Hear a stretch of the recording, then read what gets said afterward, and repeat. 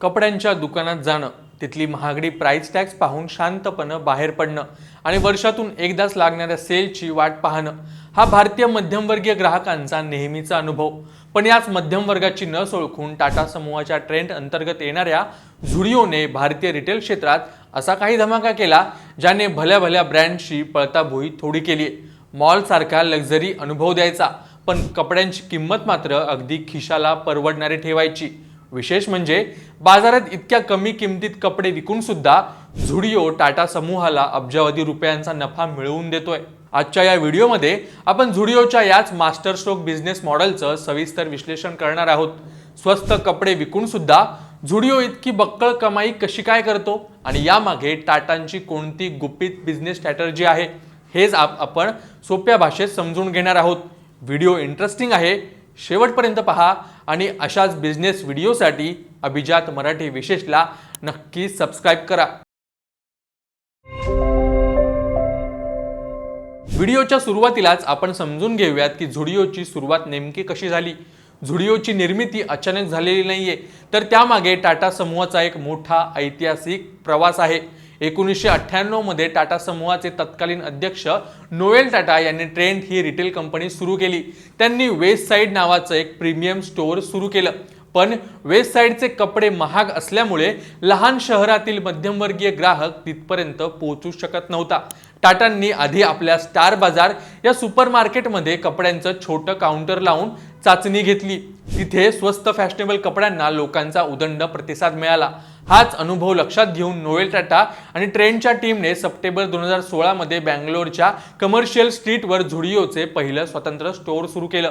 Noel Tata आणि ट्रेंडचे मुख्य कार्यकारी अधिकारी पी वेंकटेशालू यांनी संकल्पना यशस्वीपणे राबवली. आंतरराष्ट्रीय फॅशन ब्रँड झारा सोबत टाटांची भारतात भागीदारी असल्यामुळे झाराच्या फास्ट फॅशन मॉडेलचा सखोल अभ्यास करून टाटांनी भारतीय बजेटनुसार झुडिओची रचना केली. अवघ्या 8 ते 9 वर्षात अवघ्या एका स्टोअर पासून सुरू झालेला झुडिओची आज देशभरात 1000हून अधिक दुकानं आहेत, ज्याने भारतीय रिटेल बाजाराचे चित्र पूर्णपणे बदलून टाकले. आता समजून घेऊयात की त्यांची स्ट्रॅटेजी नक्की कशी वर्क करते. भारतामध्ये संख्येने सर्वात मोठा आणि महत्त्वाचा ग्राहक वर्ग म्हणजे मध्यम वर्ग. या वर्गाला चांगल्या स्टोअरमध्ये जाऊन शॉपिंग करायला भयानक आवडतं, पण तिथल्या अवाजवी किमती त्यांच्या बजेटच्या बाहेर असतात. झुडिओने बरोबर हीच संधी ओळखली. झुडिओ कमी नफा पण प्रचंड विक्री म्हणजेच लो मार्जिन आणि हाय व्हॉल्यूम या तत्वावर काम करते. सोप्या भाषेत सांगायचं तर जिथे इतर मोठे ब्रँड्स एका टी शर्टवर 500 ते 600 रुपये नफा कमवण्याचा प्रयत्न करतात, तिथे झुडिओ एका टी शर्ट मागे अवघे 50 ते 100 रुपये नफा ठेवतं.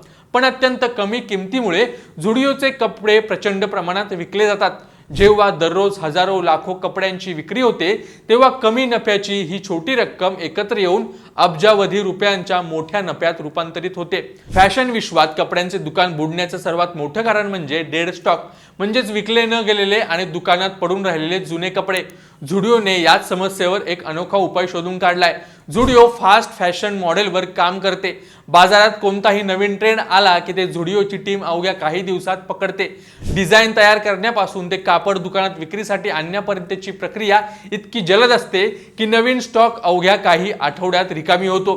कपडे दुकानात जास्त काळ पडून राहतच नाहीत, त्यामुळे गोदामाचे भाडे आणि जुना माल अडकून पडण्याचा म्हणजेच डेड स्टॉक खर्च पूर्णपणे वाचतो. ग्राहकांनाही दरवेळी दुकानात गेल्यावर अगदी कमी किमतीत नवीन फॅशन पाहायला मिळते आणि खरेदी करायला मिळते. तुम्ही कधी टीव्हीवर, वर्तमानपत्रात किंवा रस्त्यावरील मोठ्या होर्डिंग्सवर झुडिओची जाहिरात पाहिली आहे का? निश्चितच नसेलच, कारण जिथे इतर फॅशन ब्रँड्स बॉलिवूड स्टार्सना ब्रँड अँबॅसेडर म्हणून जाहिरातींवर कोट्यावधी रुपये उडवतात, तिथे झुडिओ जाहिरातींवर 1 रुपयाही खर्च करत नाही. मग यांची प्रसिद्धी होते तर कशी? तर त्यांच्या ग्राहकांकडूनच. कमी किमतीत उत्तम क्वालिटी आणि ट्रेंडी कपडे मिळाल्यामुळे ग्राहक स्वतःहून आपल्या मित्रांना आणि नातेवाईकांना झुडिओबद्दल सांगतात.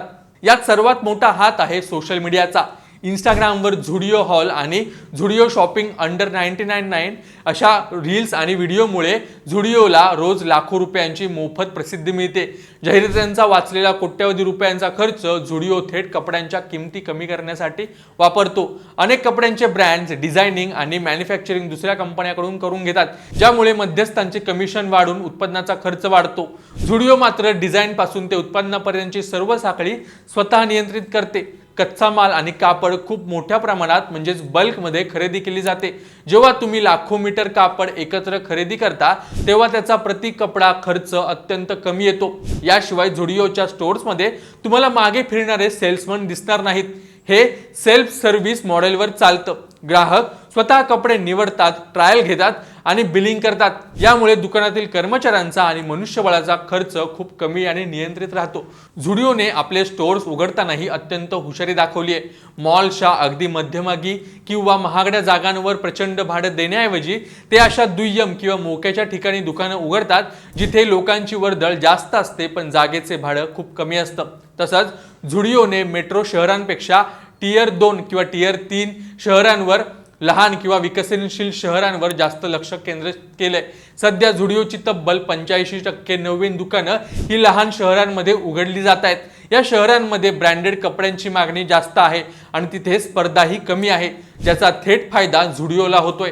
जाहिरातींवरील बचत, स्वतःचे उत्पादन, वेगाने होणारी विक्री आणि खर्चावर कडक नियंत्रण या चतुसूत्रीच्या जोरावर झुडिओने भारतीय रिटेल क्षेत्रात असा एक नवीन इतिहास रचलाय। ग्राहकांची नेमकी गरज काय आहे हे ओळखलंय, तर जाहिरातींशिवाय ब्रँड अब्जावधींचा व्यवसाय करू शकतो, हेच टाटांच्या या मॉडेलनं सिद्ध केलंय।